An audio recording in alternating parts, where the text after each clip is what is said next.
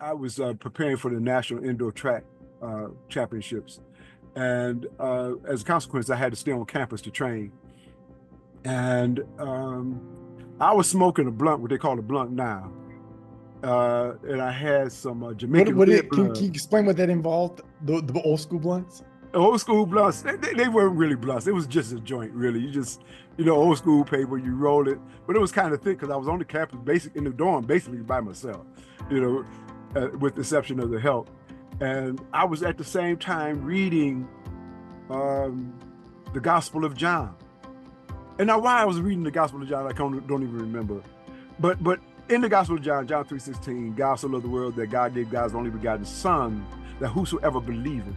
And for some reason, when you highlight that, you keep on reading the same old stuff over and over and you kind of get stuck.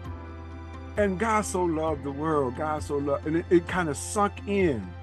And the teaching and the preaching at Colburn Street began to connect.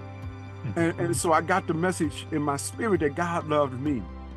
And that was a profoundly important lesson. So long story short, when people started coming back on campus, I started telling everybody I was going to get saved. And people cussed me out, literally cussed me out, because I wasn't the saving kind of dude, man. Right. That wasn't who I was.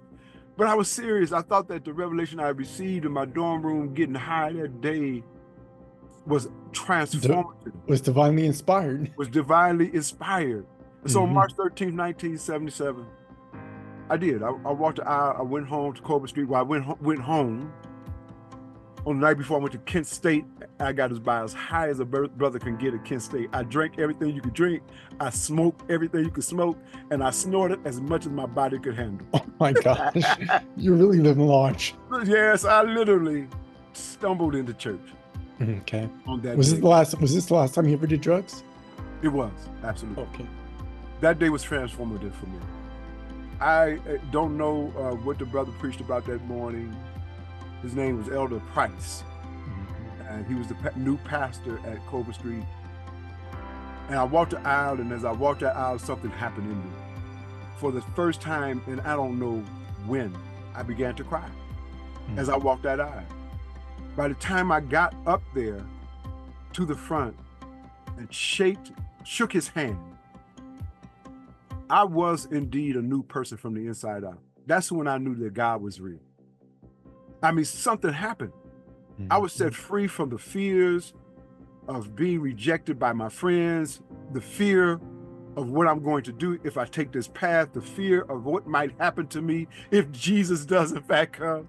I was set free of all those fears. And for the first time in my life, I felt renewed. I felt inspired. I felt strong, at a deep level. I was always strong physically, because I was an athlete, I was a college athlete. I was trained hard. I was strong physically, but now I was strong spiritually and emotionally.